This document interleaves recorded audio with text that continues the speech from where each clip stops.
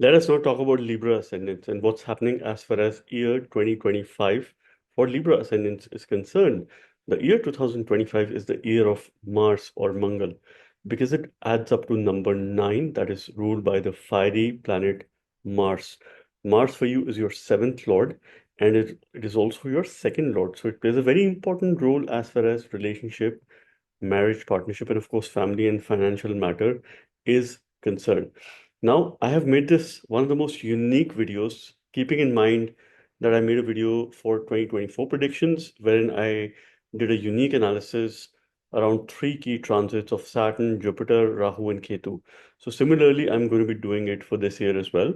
This year is unique because in 2025, all three of these, there are all three changes as far as sign placements are concerned. So Saturn's changing sign, Jupiter's changing signs, and Rahu and Ketu are also changing signs. So all four of these planets, the two planets, Saturn, Jupiter, and two shadowy planets, the lunar nodes, Rahu and Ketu, are changing signs. And whenever they change signs together, and it's happening around the same time within a gap of a couple of months, because Saturn makes a move end of March, and then May, it is Jupiter and Rahu and Ketu that will move to different signs. So yes, when these changes happen, it triggers life events, it triggers changes, it activates certain cycles, certain houses as far as the natives are concerned. So of course, it is going to impact everyone. In this video, I'm going to keep the concepts very simple. I'm going to give you some highlights, some of the things that you could expect, the energy shifts, certain remedies, what are certain time periods you could take care of, and of course, what can you do in a general sense to make the most of this year, which is the fiery year of Mars, the year 2025. May this year bless us. So for Libra ascendants, let's begin with Saturn first, because Saturn is an important planet for you. It's your Yoga Karaka. And in this video, I'm going to talk about your career, a little bit on the health, marriage, relationship, and also on your finances. So I'm going to break this, down for you in each of these sections. So Saturn in Pisces, okay, it will make you work towards creative endeavors. So it would, in a way, bring in creativity in your daily life. You would like to explore a lot of things. You would become more self-expressive. You would like to explore more hobbies, and you will definitely come out of your shell. Okay. So firstly, Saturn is the natural significator of the sixth house, and it is making a transit in the sign of Pisces. Saturn in Pisces does very well. It does even better than Saturn in Capricorn. I have mentioned this in one of my previous videos as well, because this sign rules by Jupiter. Saturn is a mature planet and it loves to listen to Jupiter. See, from a sign placement, Saturn is the significator of 6th, 8th, and 12th house. So it is making a transit in the 6th house. It is making a transit in Pisces, which is the natural 12th house. So it has greater significance as far as this particular transit is concerned. And for you, it rules your fourth house and the fifth house. Fourth house of your safe space, your happy space, your mother, your comforts. It is the Sukha Bhava, something that brings satisfaction, joy to you. It rules your hobbies, things that you like to do. It also rules your assets, your real estate, personal investment, of course, your house. It is also a fifth lord of creativity, children, unconditional love, your progress, positional success is seen from the fifth house because it is all about future. So it plays a very important role for you. And it's making a transit in the house of daily routine, your debts, diseases, health and well-being, your intelligence, job is also seen from the sixth house. So it will definitely put you out of comfort zone as far as job matters are concerned. Okay. And it will make you a lot more creative as far as everyday routine is concerned. So on a daily basis, you would like to be more creative, okay, as far as these energies are concerned. See, Saturn is the one that gives us the power of labor. So the power of labor for you is coming in your daily routine. Something that you have to do is you have to stay active all through the while. So between May through, not even May, but between April through October, is the time when, of course, these key shifts are going to happen. Because May through October, Jupiter will also change signs, so there's going to be a double transit phenomena as well. There will be a greater focus on your third house, because both Saturn and Jupiter are making an aspect, which is a double aspect on your third house. So, of course, any efforts that you put around this time between May through October, you're likely to see the results as far as these efforts are concerned. And you're also likely to make a job shift, a job change, or a change of residence can happen between May through October. And for those who are looking forward to getting like a permanent residency, a stamp, or a movement abroad, this could also be a particularly favorable time. So this could be because of two reasons. One of the reasons could be that you're doing it because of your work, because of your job. Okay, because you're shifting home, you're shifting your home base. Because the Lord who rules home space for you has gone into the sixth house. It is making a connection with the 12th house by its seventh aspect. Okay, it is making a connection with the eighth house by its third aspect. Okay, eighth house is places across the sea. Okay, so it is making a connection here and it is making a connection with your third house. And we see journeys from the third house. We also see house abroad from the third house because this is fourth from your 12th house. So there's a greater possibility in case your dasha and the dasha is supportive, this time period can see you getting some sort of settlement outside of your home country. And whether this is positive move for you or not, that depends on your ongoing dasha antadasha and the kind of role that it will play. But yes, you have to be mindful of your efforts that you would continue to put. And Saturn definitely will make you, work really hard. So there's no scope of lethargy in life. So you have to be active all throughout the time. Change is the only thing that is constant. Worship Lord Hanuman because that is how you'll be able to channelize the energies of Saturn and also Mars.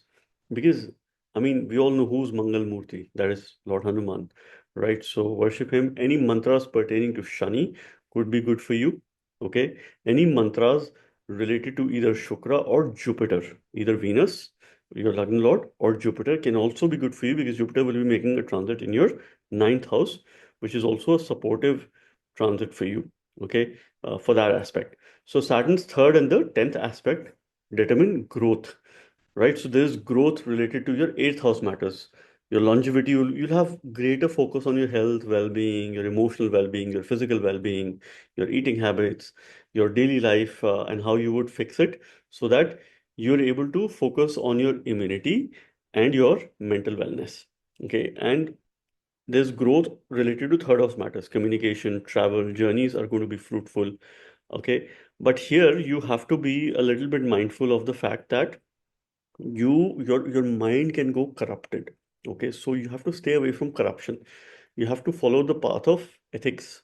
Okay, your health could need a greater focus during this time because Saturn's energies are quite cold and it slows down the matters as well, whichever house it gets transit. So make sure that you go for a routine checkup every 4 to 5 months, 4 to 6 months. You have a routine checkup just to make sure that your health and well-being is in check because that is eventually going to become a priority.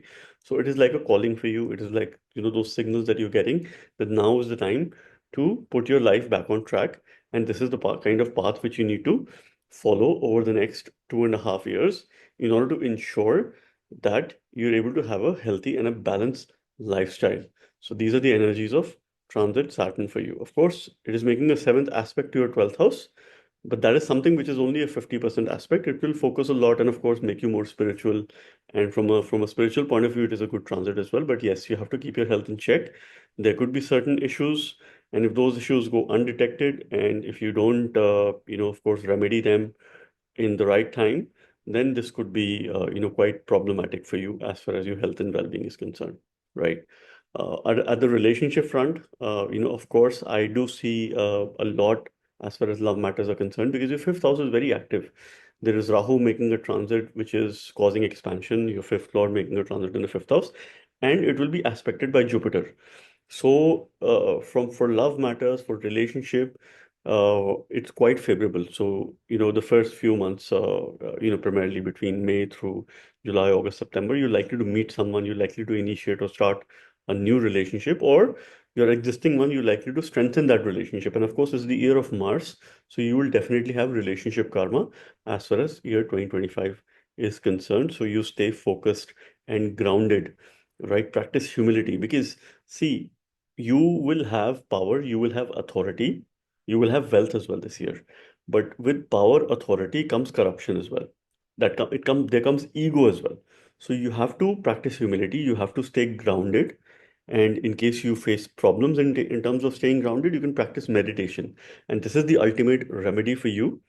Jupiter, which is your third lord, and the sixth lord is making a transit in the ninth house in the sign of Gemini. So this really boosts learning, travel opportunities, and of course, it makes your horizon quite broad. It will expand your knowledge because ninth house is the highest knowledge. It is the highest spiritual knowledge. It is higher learning. We see masters, and of course, further to masters as well from this house. We see a lot of spiritual knowledge that is concerned from this house. And whichever house Jupiter makes a transit, it expands its significance. And Jupiter for you rules efforts, communication, and daily routine. Third and the sixth lord, your right hand, things that you do. So whatever you learn, my advice to you would be you write it down. Use a pen, paper, anything that you use your hands. You'll be able to retain more. You will be able to apply it in your work life so that it gives you a good change.